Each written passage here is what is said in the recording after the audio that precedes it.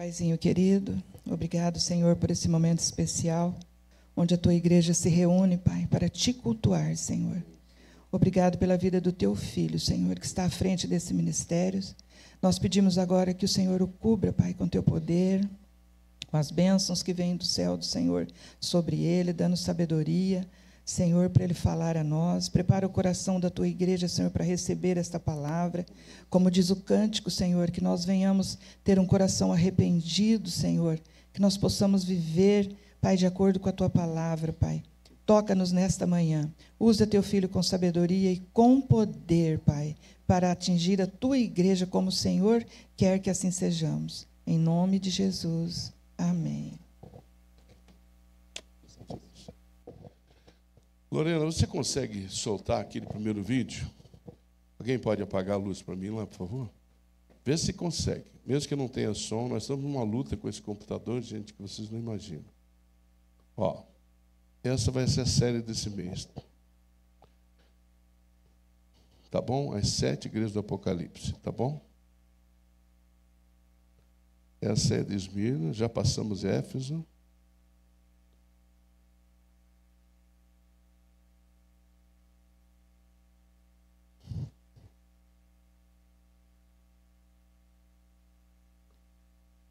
Tiatira, essa igreja está.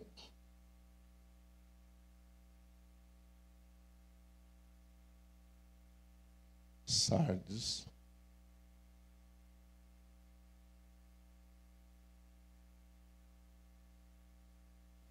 Filadélfia.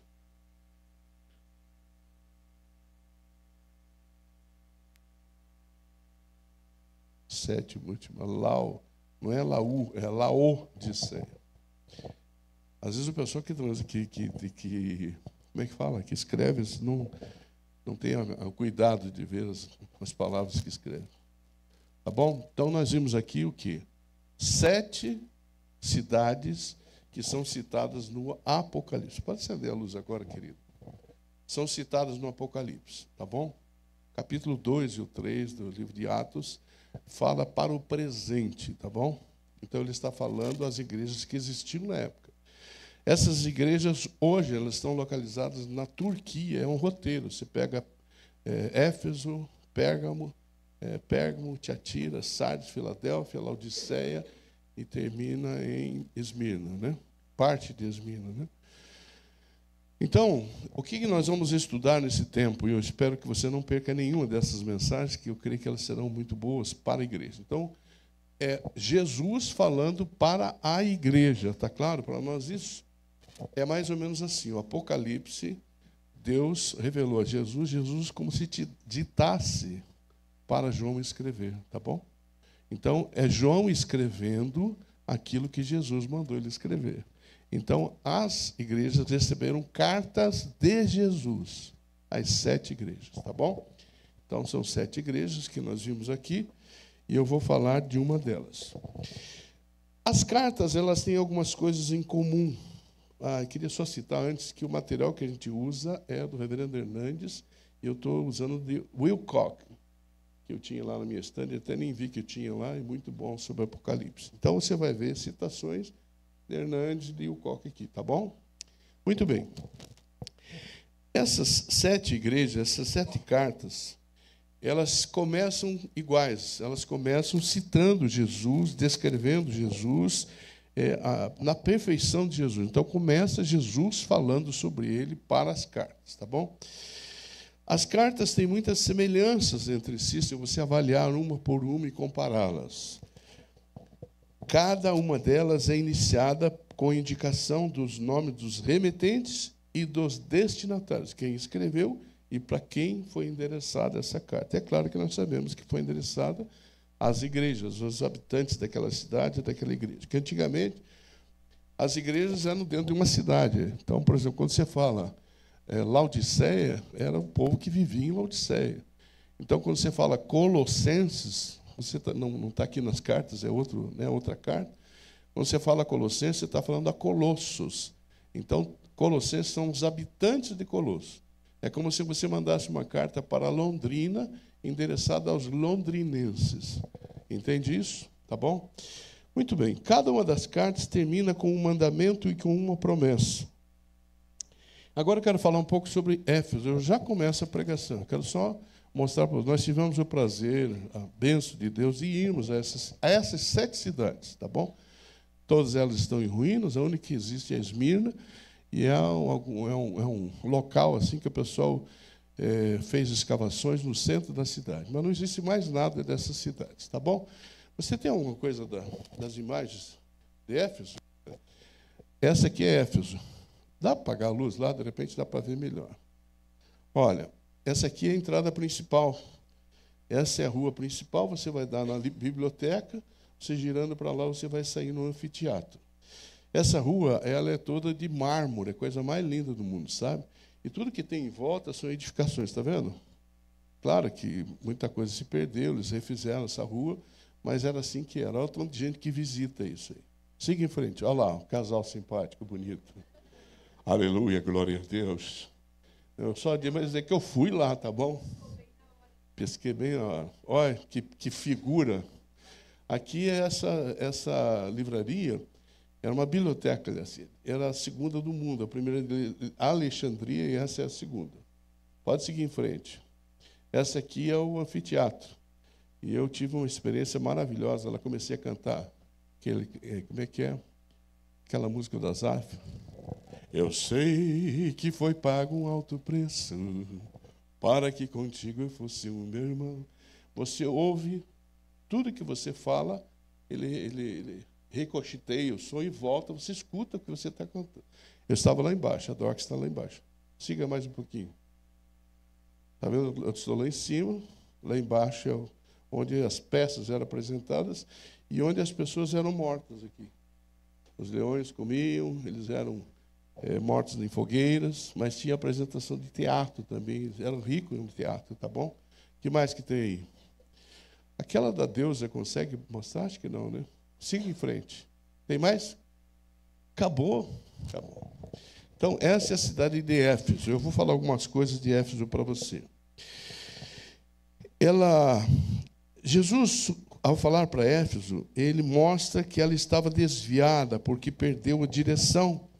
E ela, em desobediência a Deus, ela não estava fazendo a vontade de Deus para ela. Então, eu vou ler o texto, e você preste bem atenção na leitura, eu vou ler devagar, para que você acompanhe a pregação. Assim está escrito na doce e inerrante palavra de Deus. Diz assim, capítulo 2 de Apocalipse, versículo do 1 ao 7. Tá bom? Todos abriram? Pega a sua canetinha, se você quiser anotar, riscar, churear, fazer qualquer coisa, você tem na sua Bíblia. Tá bom? Vamos lá? Ao anjo da igreja em Éfeso escreve: estas coisas diz aquele que conserva na mão direita as 7 estrelas e que anda no meio dos 7 candeeiros de ouro. Conheço as tuas obras, tanto o teu labor como a tua perseverança, e que não pode suportar homens maus, e que puseste à prova os que a si mesmos se declaram apóstolos e não são, e os achaste mentirosos. Versículo 3, e tens perseverança, e suportaste provas por causa do meu nome, e não te deixaste esmorecer. Tenho, porém, contra ti, que abandonaste o teu primeiro amor. Esse é o problema da igreja, tá? 5. Lembra-te, pois, de onde caíste, arrepende-te e volta à prática das primeiras obras. E se não venho a ti, se não se arrepender, venho a ti e moverei do seu lugar o teu candeeiro, caso não te arrependas. Tens, contudo, a teu favor, que odeias as obras dos nicolaítas, as quais eu também odeio. Quem tem ouvidos, ouça o que o Espírito diz às igrejas. Ao vencedor, dar-lhe-ei que se alimente da árvore da vida, que se encontra no paraíso de Deus. Muito bem, então, o que era Éfeso? A cidade mais importante da Ásia. A cidade tinha em torno de 200 mil habitantes. Aquele lugar que eu mostrei para vocês, o anfiteatro, tinha 24 mil pessoas que podiam ser acomodadas naquele lugar. era uma igreja pujante, uma igreja que era operosa. A tradição diz que João foi bispo de Éfeso, e eu penso assim, quando ele recebeu a carta, ele escreveu a carta para ele mesmo, como pastor, que tinha sido pastor, e aí ele percebe que o amor tinha esfriado. Deve ter sido difícil para ele ouvir isso de Jesus, né? Mas não era do tempo dele, eu vou explicar para vocês para frente. O que acontecia? Havia um centro, o centro do culto era a deusa Diana, a deusa Artemis. Eu ia mostrar para vocês aqui, fugiu ali, não pedi para ela. Mas eu tirei uma foto da estátua da deusa, ela tinha muitos seios. E no templo dela, as pessoas tinham as prostitutas cultuais. Então os homens iam até a igreja para ter um contato com Deus, se relacionavam sexualmente com aquelas mulheres. A imoralidade graçava nessa cidade. Para você ter uma ideia, ela era conhecida como a Feira das Vaidades. Lá imperava o misticismo, a idolatria, a imoralidade e a perseguição. Paulo visitou Éfeso na sua terceira viagem por volta do ano 52 depois de Cristo. Em Atos 19, nós vamos ver lá do capítulo 1 ao 20, do versículo 1 ao 20, um pequeno avivamento que aconteceu nesse período que Paulo fica lá, ele fica 3 anos lá. E o que acontece? As pessoas começaram a denunciar as suas próprias obras más, se arrepender das suas obras. O que mais que eles fizeram? Eles começaram a entregar os seus livros. Lembra que eles queimaram os livros em praça pública? Aqueles livros mágicos que eles tinham, eles começaram a queimar aqueles livros. Eles romperam com o cultismo, e aí houve uma revolução na cidade, porque as pessoas que viviam do comércio das medalhas, das imagens, elas começaram a perder dinheiro. E hoje, queridos, muita gente não muda isso porque é um comércio que existe terrível em relação a essas imagens. Mas Éfeso enfrentou isso. Paulo, nesse tempo, levou as pessoas a buscarem um momento diferente na vida deles. Olha só o que o reverendo Hernandes diz. Eu vou ler o que ele diz. Ele falou assim: durante a sua primeira prisão em Roma, Paulo escreveu a carta aos Efésios, agradecendo a Deus. Veja o que ele agradeceu: o profundo amor que existia na igreja. Mais tarde, o apóstolo João pastoreou a igreja. E agora, depois de 40 anos, Jesus envia uma carta à segunda geração de crentes daquela igreja, mostrando que a igreja permanecia fiel na doutrina, mas já havia esfriado no amor. Você sabe que eu penso bastante, a gente ora bastante sobre o futuro dessa igreja. E sabe uma das minhas preocupações? É que nós estamos vivendo um momento muito bom, acho que desde o início dela. É inegável que nós vivemos um momento gostoso, um momento tocante. Nós somos tocados, eu vi aqui, na hora que nós cantamos a música, muitos de nós estavam chorando. Então, somos tocados. É a presença de Jesus que está em nosso meio. E nós nos caracterizamos, eu creio nisso, me perdoe se eu estou exagerando, pelo amor, pelo cuidado, cuidamos uns dos outros. Mas sabe qual é a minha preocupação? Nós estamos crescendo. Talvez daqui a pouco nós tenhamos o nosso local, mas a segunda geração vai dar continuidade ao que nós estamos fazendo hoje? Por isso é importante que você, pai, mãe, avô, passe essa cultura para os nossos filhos e netos, para que a igreja não aconteça o que aconteceu em Éfeso. Ela não existe mais. Não existe, só ruínas que existem em Éfeso. Então, eu quero compartilhar com vocês essa preocupação. Por isso que a gente investe muito no infantil.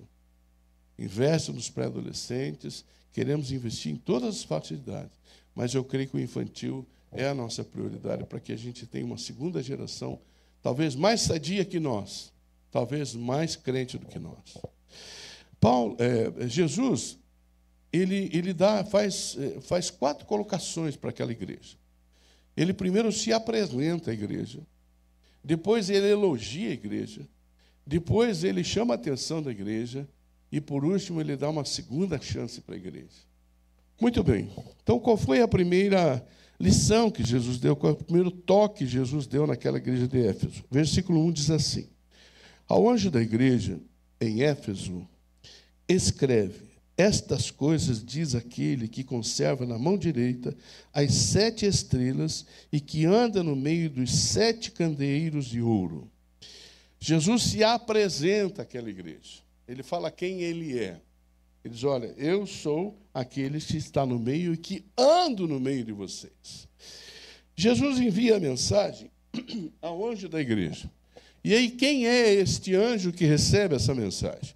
Alguns dizem que são anjos enviados por Deus para uma determinada tarefa naquela igreja.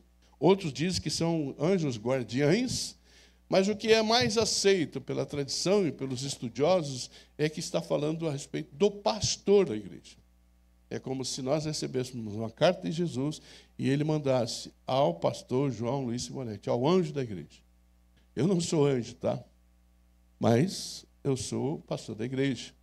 Tá certo? E Jesus envia, a maioria das pessoas entende que é ao pastor que recebe essa carta.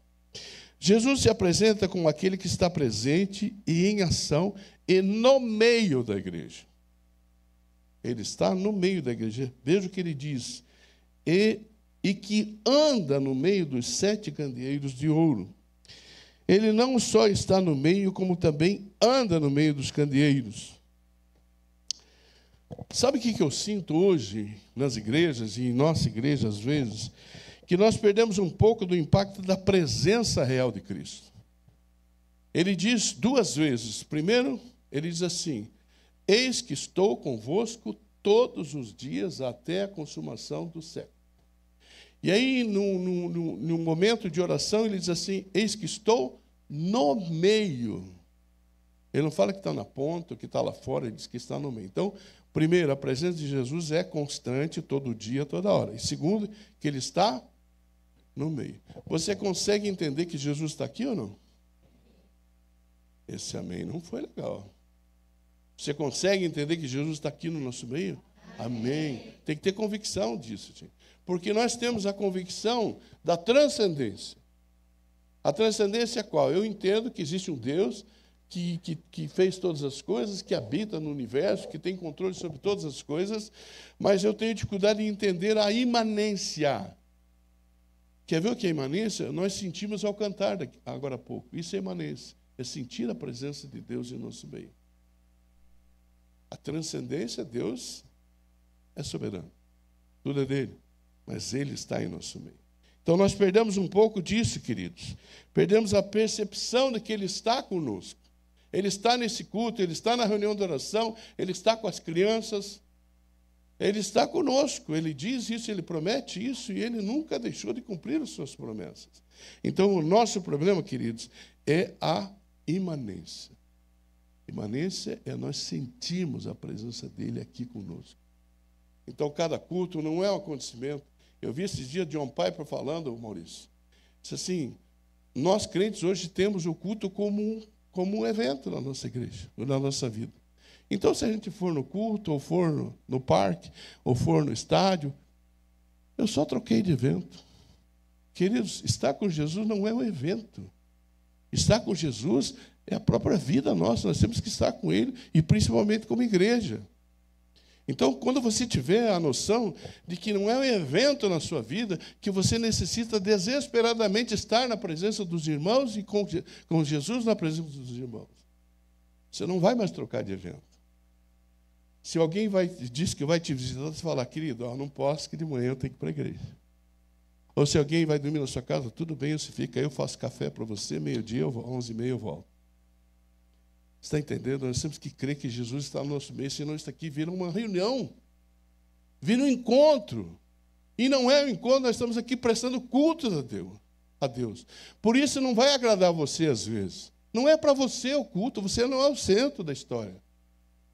Você é o servo que vem aqui para cultuar a Deus. Então, você tem que vir aqui e dizer assim, Senhor, está te agradando o que eu estou fazendo aqui, Senhor? Do jeito que eu estou te adorando, do jeito que eu estou me portando, Senhor. Porque eu quero agradar o Senhor, não me importa quem está no meu lado. Não me importa se eu estou cumprindo um compromisso aqui, importa que eu quero estar com o Senhor. E ele diz que ele aqui ordena a bênção. Eu creio nisso, eu creio nisso. Então não tenha os cultos da manhã como mais um compromisso na sua vida, pelo amor de Deus. Tenha como o evento, o encontro, o momento da sua vida. Aleluia.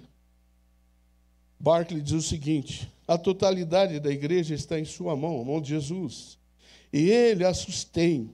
Cristo não é o Cristo de alguma seita, de uma comunidade, de uma denominação, e menos ainda de uma congregação particular. Ele é Cristo de toda a igreja. Ele é o Cristo daqueles que são lavados e remidos pelo sangue de Jesus Cristo. Não é a denominação, não é a placa da igreja. É aqueles que são dele. Ninguém arranca das mãos de Cristo. Ninguém. Ninguém. A segunda lição que nós tomamos desse texto, tão bonito, Jesus está elogiando a igreja. Jesus elogia a igreja. Veja o que ele fala nos versículos 2, 3 e 6. Conheço as tuas obras, tanto o teu labor como a tua perseverança, e que não podes suportar homens maus, e que puseste à prova os que a si mesmos se declaram apóstolos e não são, e os achaste mentirosos. E tens perseverança e suportaste provas por causa do meu nome, e não te deixaste esmorecer. Versículo 6. Tens, contudo, a teu favor, que odeias as obras dos nicolaítas, as quais eu também odeio. Jesus está, por 3 vezes, elogiando essa igreja. O primeiro elogio que ele faz, ele diz o seguinte: que essa era uma igreja fiel às doutrinas. Fiel às doutrinas. Mesmo em meio aos ataques por heresias, por perseguições, ela se manteve firme na palavra contra todas as novidades. Queridos, eu penso que nós estamos vivendo um tempo desse hoje, sabia? É muita novidade para o meu gosto, gente. As pessoas não se interessam mais pela doutrina. Você fala em doutrina, parece que dá um treco nas pessoas. Fala em teologia, como teologia? Teologia é o estudo de Deus. A doutrina são ensinos que você recebe de o que você pode ou não pode fazer. Como é que a igreja tem que andar? Então, nós estamos perdendo isso, queridos. Essa pureza que nós temos que ter na sã doutrina. A igreja resistia aos falsos apóstolos, inclusive eles questionavam os falsos apóstolos. E deixa eu dizer uma coisa para você. Eu me cubro com o sangue de Jesus Cristo para te dizer isso. Muitos daqueles que se denominam os apóstolos hoje não são apóstolos. Ninguém se autodenomina apóstolo. Quem denominou apóstolos aqueles homens que andaram com Jesus foi Jesus. Então, esses apóstolos que estão aí são falsos apóstolos. Não estou dizendo que eles não estão pregando a palavra de Deus, que eles não são homens corretos, que buscam a Deus. Mas essa designação não é deles. E aí tem muita gente que inventa coisa para manter a gente entretido. Gente, evangelho não é entretenimento. Eu não estou aqui para entreter você. Eu brinco aqui com a Bíblia, eu faço o que eu posso para chamar, para você ficar, poxa, que bom, está lá, é leve. Mas a pregação aqui é firme.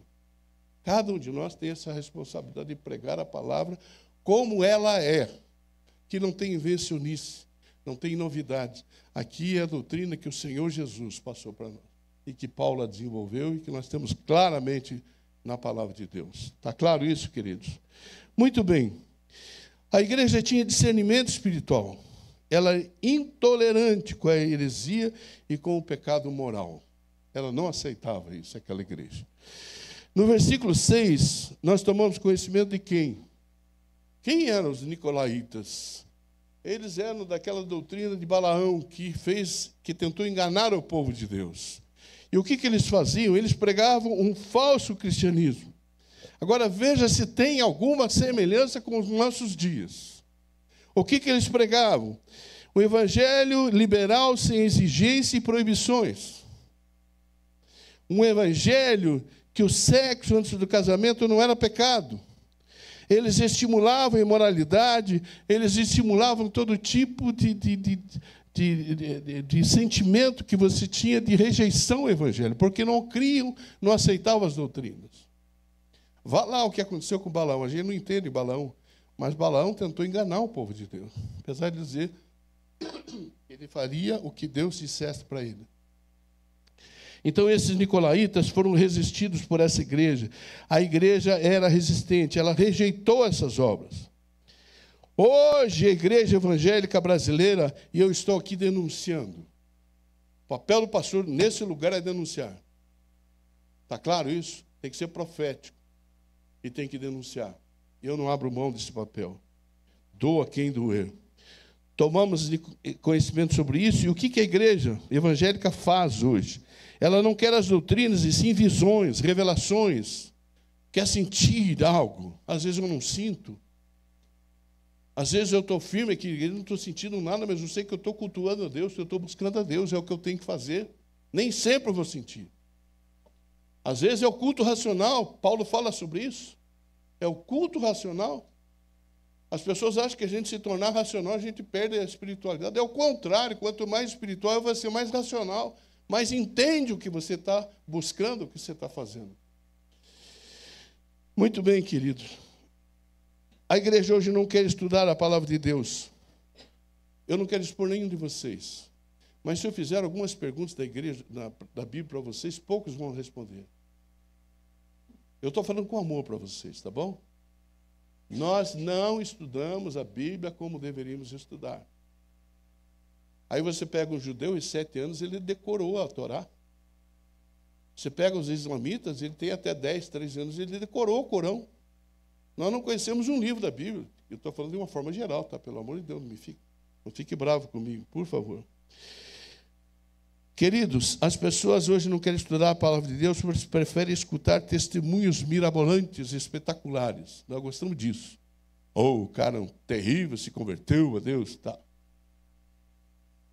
Nem sempre nós vamos ter testemunhos espetaculares. Não querem a cruz, mas os milagres. Não querem pensar, só querem sentir. Não querem o Deus da cura, mas querem a cura de Deus. Infelizmente, essa igreja evangélica insípida, uma igreja superficial. Se você apertar, não sai nada. Estou falando da igreja brasileira. Eu creio que nós temos crescido muito aqui, queridos.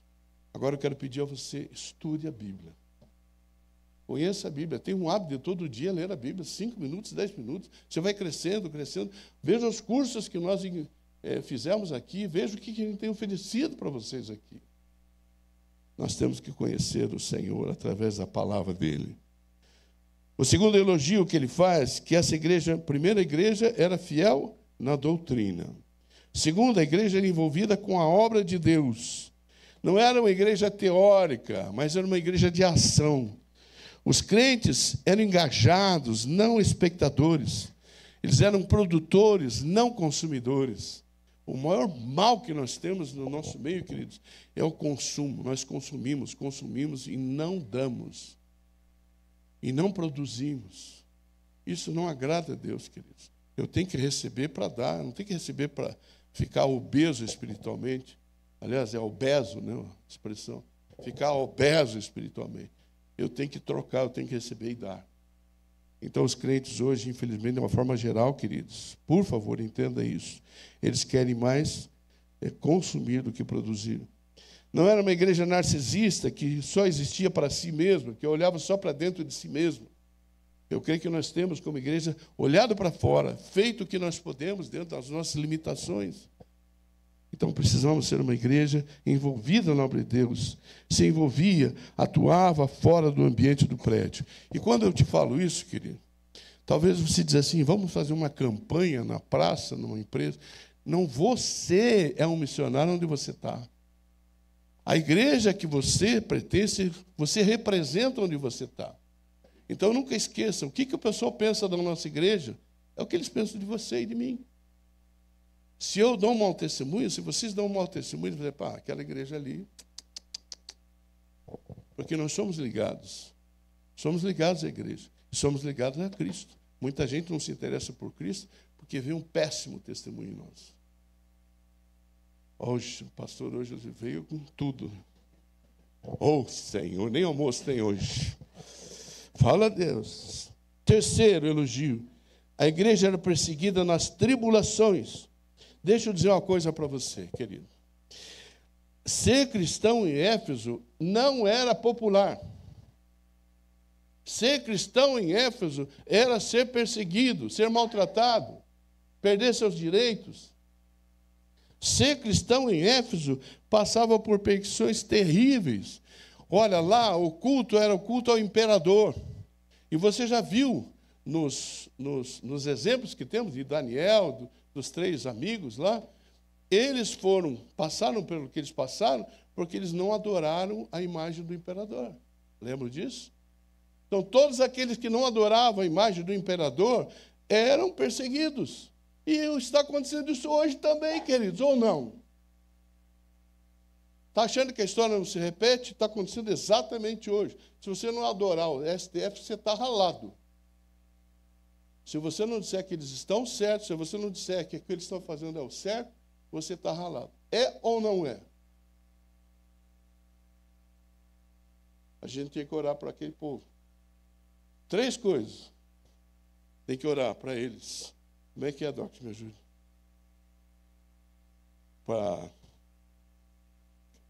Não, é mover, remover ou promover. Mover, remover ou promover para o céu. Né? Essa é uma oração boa, não acha? Vamos orar firme. Vamos orar com fé, queridos, tá bom? Mas vamos em frente, queridos. Hoje os crentes querem a coroa e não a cruz. Já viu que a gente prega muito pouco sobre a cruz? Aliás, temos que pregar uma série sobre a cruz aí. Querem a salvação sem conversão, sem arrependimento. A terceira, Kim, eu quero te pedir um favor, querido. Vem aqui. Largue essa câmera e dê para alguém, por favor. Pega o teclado e baixinho, Kim. Baixinho, Kim. Eu quero que você dê som a isso que a gente vai falar daqui para frente, tá bom? Obrigado, viu, querido? Esse é um menino precioso. Como é que é o nome dele? É Ouro, né? Kim é Ouro. As meninas estão assim, ó. Kim. Temos que escolher bem a companheira dele, viu, irmão? Muito bem. Jesus repreende a igreja pelo esfriamento. Versículo 4, baixinho, tá? 4. Diz assim, ótimo, sim, tá bom, ambiência. Tenho, porém, contra ti que abandonaste o teu primeiro amor. Você sabe o que é o primeiro amor? Sabe ou não sabe? Você já sentiu o primeiro amor? Eu lembro a primeira vez que eu vi a Dorcas, eu falei, oh, Jesus, o que é isso, Senhor? Aquela mulher maravilhosa. Aí fui desobediente, né? Perdi você um tempo, depois reconquistei. Mas eu lembro a primeira vez que me falaram de Jesus que eu entendi, porque todo mundo falava de Jesus. Mas teve um momento X da minha vida em que eu,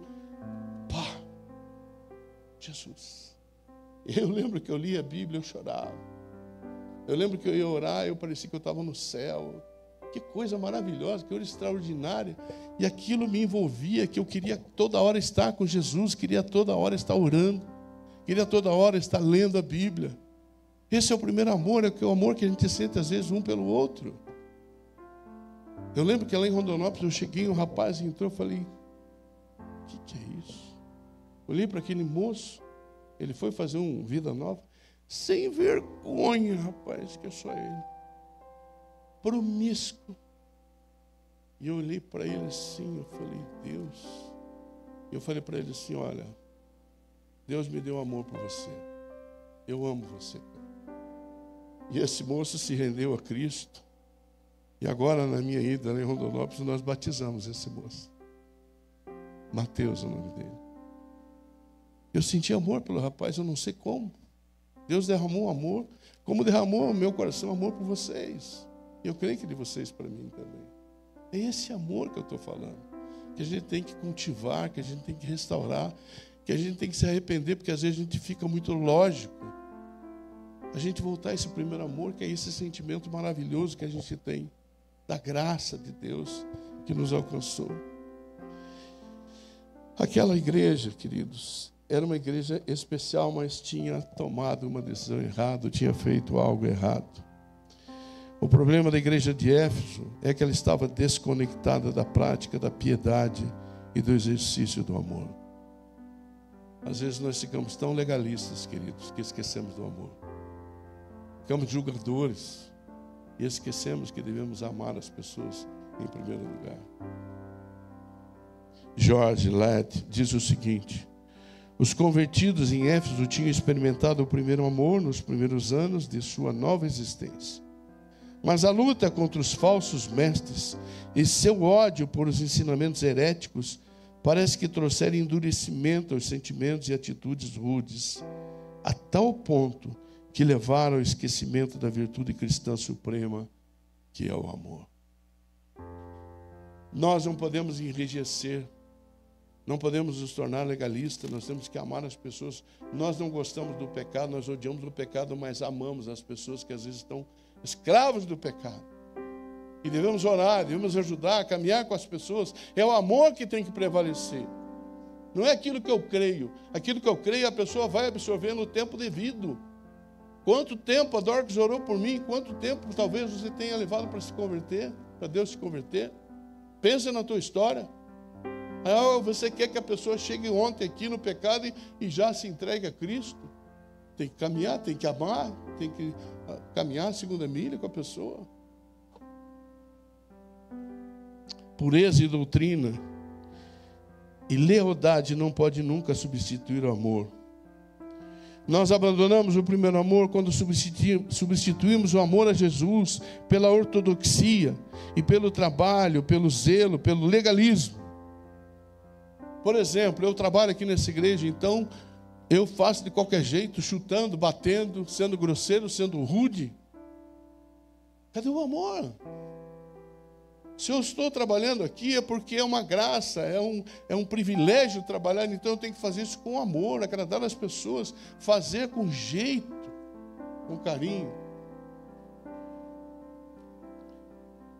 A igreja, queridos, é a noiva de Cristo. Jesus se deleita nela. Ele se alegra com a sua igreja. Ele está preparando a sua noiva para o grande banquete, nas núpcias que nós teremos com as bodas do Cordeiro. Jesus está interessado em nós, não em nosso trabalho, queridos. Eu preciso trabalhar sim, mas faça com amor, com dedicação, com zelo, mas ame acima de tudo. É o maior mandamento. Abandonamos o primeiro amor quando examinamos os outros e não a nós mesmos. Abandonamos o primeiro amor quando o nosso amor por Jesus é substituído pelo nosso zelo religioso. A igreja, ela identifica o mal doutrinário, mas muitas vezes ela não consegue ver a frieza que ela mesma tem. Está tão envolvida, achando que está fazendo tudo certo, mas se esquece que às vezes está fria, que está experimentando a frieza. Wiersbe diz o seguinte, que a igreja de Éfeso estava tão ocupada com a separação do mundo que se esqueceu da adoração. A quarta lição, queridos, Jesus dá uma segunda chance de recomeço àquela igreja. Ele sempre dá uma segunda chance. Não existe alguém que tenha cometido o que quer que seja, que se arrependa em que Jesus não dá uma segunda chance. Ele deu àquela igreja. Olha o que está escrito no versículo 5. Ele diz, lembra-te, pois, de onde caíste, arrepende-te e volta à prática das primeiras obras, e se não, venho a ti e moverei do seu lugar o teu candeeiro, caso não te arrependas. Jesus está falando no versículo 5 o seguinte, queridos, lembra-te, pois, de onde caíste. Ele não está dizendo assim, lembra-te de como caiu. É de onde você estava, qual era o teu estado na hora que você caiu. O primeiro amor precisa e precisava ser revivido naquela igreja. Agora, como faz para retornar? Em que momento nos desviamos? Essas perguntas são chaves para nós como igreja. O que temos cometido como erro? O que faz com que as pessoas muitas vezes não retornem à nossa igreja? Visita uma vez, não volta outras vezes. O que faz que talvez pessoas saiam da igreja? Talvez esse amor tenha que ser revivido. A igreja não está se chamada a relembrar o seu pecado.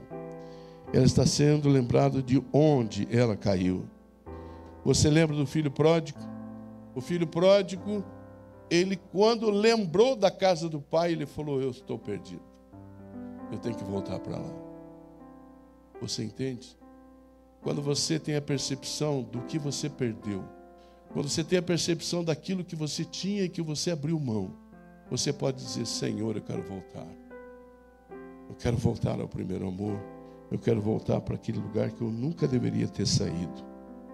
Se fizermos uma autoanálise como igreja, onde temos errado? Eu não tenho medo de rever, querido. Eu peço sempre para vocês, me deem feedback. Eu não tenho esse negócio de pastor achar que é dono da verdade. Você pode chegar para mim e falar: pastor, está faltando isso. Podíamos mudar aqui, mudar ali. Eu vou orar sobre isso, prometo.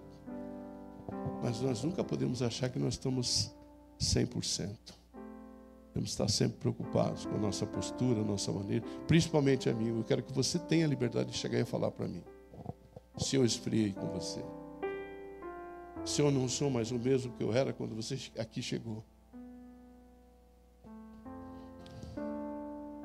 Ainda no versículo 5, Jesus disse: arrepende-te.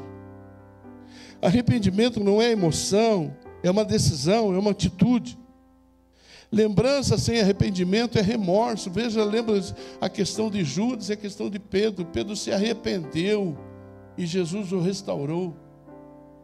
Judas não se arrependeu, ele teve remorso do que ele fez e ele se matou. Não conseguiu aguentar o que ele fez. Nós temos que nos arrepender. Será que algo que você e eu estamos fazendo fez o nosso coração esfriar? Quantas perguntas, né? Teu coração está aceso? Está pulsando? Está quente? Se não, querido, querida, arrependa-se.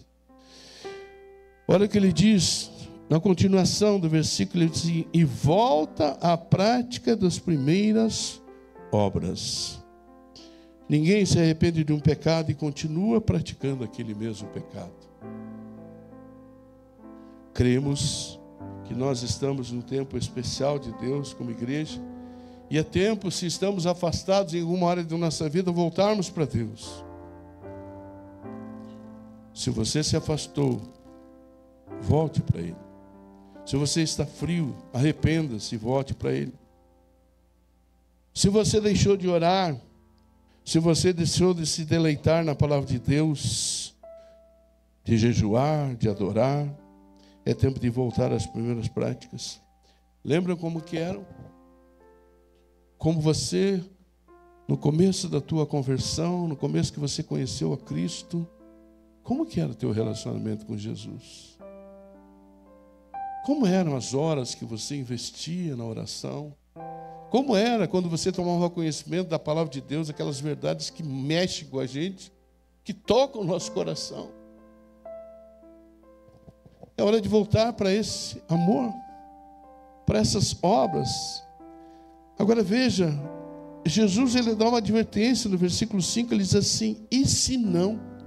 Se você não se arrepender, não voltar às primeiras obras, o que vai acontecer com você e com a igreja? Você que eu digo de uma forma geral. E se não, venho a ti e moverei do seu lugar o teu candeeiro, caso não te arrependas. O candeeiro é feito para brilhar. Se ele não brilha, queridos, ele é inútil, não tem por que existir. A igreja não tem luz própria, ela só reflete a luz de Cristo. A igreja que não se arrepende deixa de existir. E eu falei para você, não existe mais nada de Éfeso, só ruínas. Só ruínas. Há igrejas hoje, queridos, que esfriaram, que hoje são pubs, são mesquitas, são restaurantes. Vai à Europa, vai nos Estados Unidos para você ver isso. Você já pensou, nós aqui fazemos um esforço grande, construímos o nosso templo, daqui 10 anos a segunda geração vai lá e vende para um bar? Meu Deus do céu. Misericórdia. Então nós temos que pulsar por Jesus, querido, temos que amar Jesus, temos que conhecer a palavra, temos que nos envolver. Eu não quero que você fique 24 horas, eu quero que você tenha um tempo com Jesus. Ninguém está te tornando fanático, ninguém está te fazendo com que você fique em função da igreja, mas fique em função de Jesus. O tempo todo, o tempo todo. Muitas igrejas estão sendo removidas, queridos. Muitas igrejas estão sendo canceladas. Os candeeiros são tirados do seu lugar porque não tem mais luz, porque não tem mais amor. Eu quero entrar nesse lugar aqui, sempre ter luz nesse lugar. Os candeeiros aqui, Jesus caminhando no meio dos candeeiros. Que cada um de nós seja um candeeiro. Cada um de nós possa trazer a luz de Cristo aqui nesse lugar e por onde andemos. As pessoas têm que olhar para nós assim: olha ali uma luz, olha um candeeiro, olha como ele se porta, olha como ele é uma pessoa sensível, que ajuda, que participa, que faz o que pode. Essa é a igreja que eu sonho, queridos. E a hora que essa igreja estiver assim, Deus pode me levar. Eu completei a minha obra aqui na terra. E nós amarmos uns aos outros, assim como Ele nos amou, sem hipocrisia. Versículo 7 diz assim, queridos: quem tem ouvidos, ouça o que o Espírito diz às igrejas. Ao vencedor, dar-lhe-ei que se alimente da árvore da vida, que se encontra no paraíso de Deus. O que é a árvore da vida no texto, queridos? É a vida eterna. É uma vida eterna de conhecer, de estar com Deus, de conhecer a Deus, de estar junto dEle, porque Deus é amor. Vamos viver o amor na essência quando estivermos eternamente com Ele. O céu só é céu porque lá é a casa do Pai. E Ele é amor. Eu não te pedi isso, mas se você puder colocar Romanos 5:8, diz assim: mas Deus prova o seu próprio amor para conosco, pelo fato de ter Cristo morrido por nós, sendo nós ainda, meu Deus, o amor tem que ser provado. Amor de esposa para esposa, de marido para mulher, de mulher para marido, de pai para filho, filho para pai, de avô para neto, de neto para avô. Você está entendendo isso? Porque Deus nos amou a tal ponto que entregou seu filho e o fez de graça, não cobrou nada por isso. O amor precisa ser exercitado, queridos, na sua casa, na igreja, onde você estiver. Eu quero concluir dizendo o seguinte: nossa missão como igreja é cuidar de pessoas. E quando o fazemos, demonstramos o amor de Jesus pelas pessoas. Esses 10 dias que passamos lá em Ponta Grossa, em um determinado momento, Deus lembrou da minha família, dos meus primos. E aí eu marquei com cada um deles para ir visitá-los. Me lembrei que um deles me livrou da morte. Eu estava morrendo, ele me tirou de dentro de um rio. Está bem velhinho, mas está lúcido, está bem. Ney, o nome dele. Eu fui lhe agradecer pela minha vida. Falei: cara, você salvou a minha vida, era para ter morrido. Fui na casa do Mário dali. O Mário foi aquele que me inspirou a ir no encontro de casais, e nesse encontro de casais eu encontrei Jesus. Fui lá agradecer ao Mário. Fui agradecer a Lia, que era a regente do coral em que eu pertenci. Não parece, mas eu cantei em coral. Eu fui lá reconhecer o que as pessoas fizeram por mim, você entendeu? Foi um tempo tão bom, queridos. Voltaram as primeiras obras. Eu lembro como eu ficava encantado com o Mário, com a Lia, que estavam me ajudando no começo. O reconhecimento daqueles que participaram da tua vida. A Dorcas é preciosidade da minha vida. E a gente vai esquecendo, vai esfriando. Então lembre-se das primeiras obras, lembra do tempo que você chorava na presença de Deus, lembra do tempo que você se regozijava, que você só ouvia músicas que falassem de Deus. Pare de ouvir essas porcarias que você ouve aí. Pare com isso. Não te engrandece, não te dão um crescimento, não fazem nada, porque você só te estragam, queridos. Adore a Deus o tempo todo, deixa na sua casa o rádio, a televisão, ligado nos louvores. No teu carro só ponha louvores. É tempo de voltar para Deus, queridos. Ele está voltando.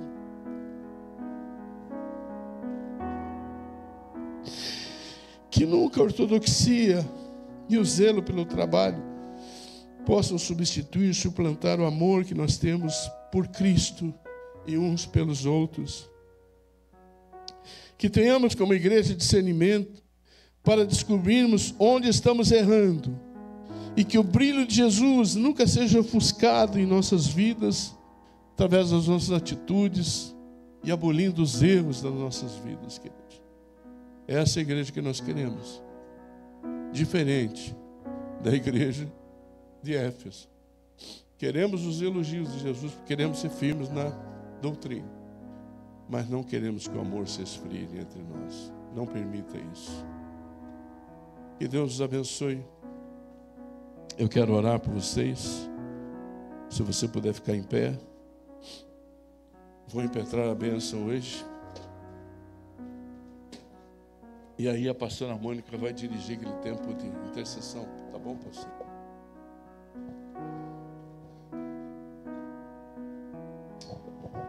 Feche os teus olhos.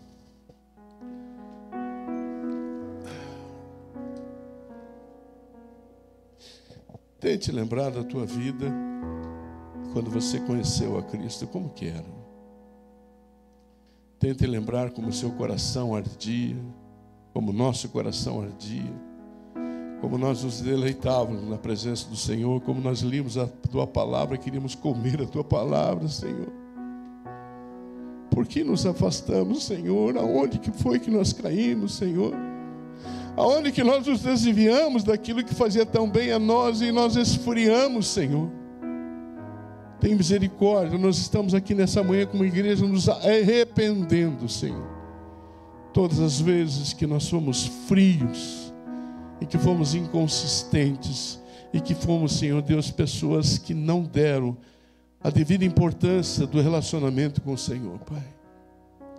E como igreja nós queremos, Senhor, por favor, Senhor, nos ensina a cada dia como nós podemos amarmos uns aos outros cada vez mais. Como é que nós podemos fazer, Senhor Deus, com nossas vidas, para que Cristo seja um candeeiro aceso em nosso meio, que nós sejamos reflexo desse candeeiro aceso, que possamos acender as vidas das pessoas através do nosso proceder, do nosso testemunho, Senhor. Obrigado, Pai, pela Tua palavra. Obrigado por essa série que estamos iniciando. Eu creio que Deus vai falar conosco muito nesse tempo. Obrigado pela igreja de Éfeso, Senhor, que foi uma igreja firme, doutrinariamente, resistiu aos nicolaítas, resistiu aos falsos apóstolos, resistiu à doutrina que era errada, exagerada, muitas vezes desvirtuada, Senhor. Te agradecemos por essa igreja e cremos que vamos encontrar muitas pessoas no céu, Pai. Mas te pedimos que o Senhor nos dê a convicção de que não podemos repetir os erros deles, de nós deixarmos que o esfriamento tome conta de nós. Nos abençoe nesse dia, em tudo que formos fazer ainda, no almoço que teremos em família, que tenhamos paz nesse dia e quem sabe, Senhor, nós possamos resplandecer a luz de Cristo nesse dia aonde estivermos. É em Teu nome, Jesus, que nós oramos, agradecidos. Amém, Senhor.